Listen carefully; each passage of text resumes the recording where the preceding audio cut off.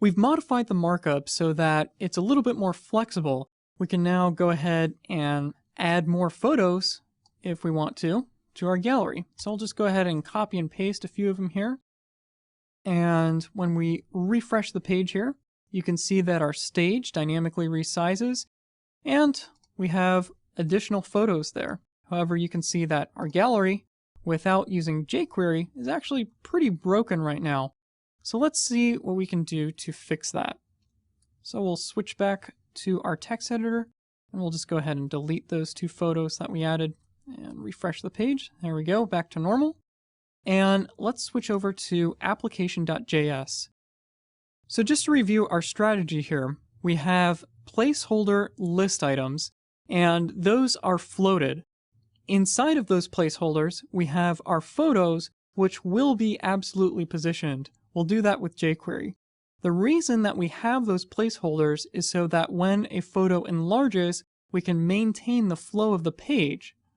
If we were to just float those images and then apply the class large photo, we would actually be taking them out of the flow and all of the photos would reflow on the page. That's bad. So that's why we have those placeholders there. Now we'll use jQuery to set the positioning on our photos and maintain the flow of the page. So first things first, this selector image is way too generalized. So let's go ahead and improve that. We want to select images on the page, yes, but we want to select images that have the class that contains the word photo, just like that. And then we'll skip down here and we want to add in a variable called isPhoto. And this will just detect whether or not we have a photo here. We'll go ahead and do that. So then we can say, if this is a photo that we're in fact clicking on, then we can go ahead and toggle this class between photo and large photo, just like that. Now, because our photos will not initially be absolutely positioned, but our large photo is absolutely positioned, at this point we actually need to set the left and top offset for our large photo. So let's go ahead and use the CSS method. And inside of that, we'll give it the property left with a value of 200 pixels, and then the value of top with 0 pixels. And then we'll go ahead and switch back to our CSS, and we can go ahead and remove top and left there. Just like that. So the next thing we need to do is we need to grab the margin left and margin top for our images, because this is something that we're going to be using quite a bit. So just after our function here, we'll go ahead and say margin left as a variable, and we're going to parse an integer here because we don't want the pixel value, we want just the numerical value. Then we'll go ahead and select our image with the class that contains the string photo, and we actually want the parent of that, which would be the placeholder. And we want to grab the margin left property. And in this case, I am using the JavaScript notation, not the CSS property. And we want to use a base 10 numbering system there, which is that last value. Next, we want to set a second variable, which is very similar to this one. So we'll put a comma there, and we'll tab over. And this time, instead of margin left, we actually want to grab margin top. So we'll go ahead and change left to top there, and then we need to do it for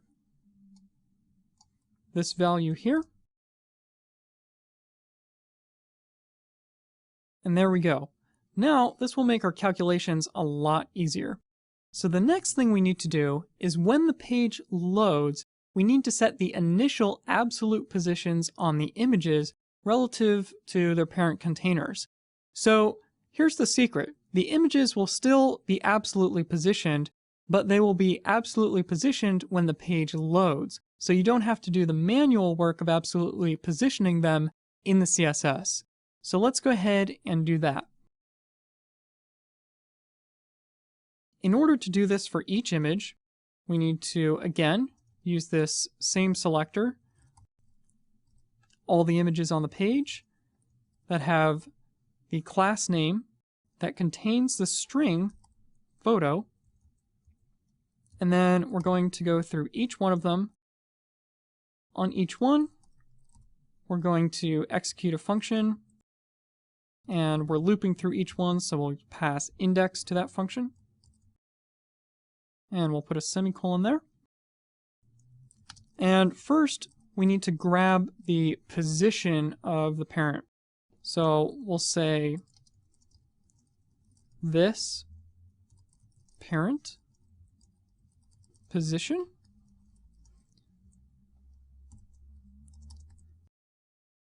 And now we can go ahead and use our margin left, margin top, and position variables to set the absolute position on all of our images. So we'll say this, and we'll set the CSS on each one of them.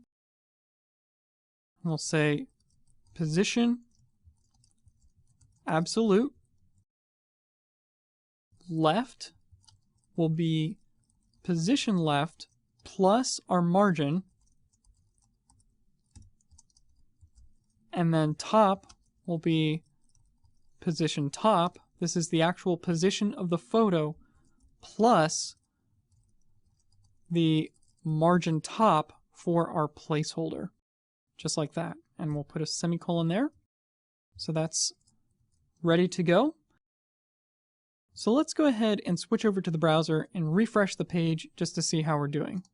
So now when we click each one of these, they will actually enlarge because the position is being set to absolute and the large photo class is set to absolute. The problem is we can't click on our large photo to set it back to its original position. So let's go ahead and refresh the page, and we'll go back to our text editor and we'll see if we can't fix that behavior. So just before this if statement, I'm going to make a call to a function that doesn't actually exist yet. We're going to write this function. No matter what, we want to remove the large photo whenever a photo is clicked on. If we click on the large photo, we want that photo to become smaller. If we have a large photo already and we click on another photo in the gallery, we want the large photo to become smaller and the photo we clicked on to become the new large photo. So no matter what, we want the large photo to be removed, no matter what we click on. So we're calling the remove large photo function, and then we get to actually write that function. So let's go ahead and do that. So we'll type function, remove large photo, and we'll say if this is a large photo, and then we use .length to determine if a large photo exists. Then we want to get the position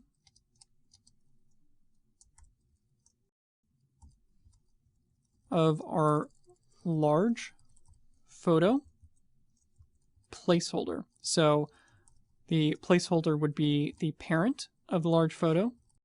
And then, of course, we want to get its position, just like that. So we've stored the position of the placeholder for our large photo. And now we want to select our large photo, and we want to toggle the class large photo and photo. And that will basically just switch them out. And then we also need to reset the left and top offsets. So let's go ahead and do that. So we'll use the CSS method, and we already have all the values we need. So we'll just say left position left plus margin left. And again, this is the position of the actual photo plus the position of the placeholder. So then we'll say top position top plus margin top, just like that, and we'll put a semicolon there. And so now when we switch back to the browser and refresh, we can click on these photos, and when we click on the large photo, it will become smaller again. And when we click on a large photo and then click on another photo in the gallery, the large photo will become smaller, and the photo we clicked on will become the new large photo. So I'll show you that again. When we click on one of the photos in the gallery, the large photo will become small, and the photo we clicked on will become the new large photo, just like that.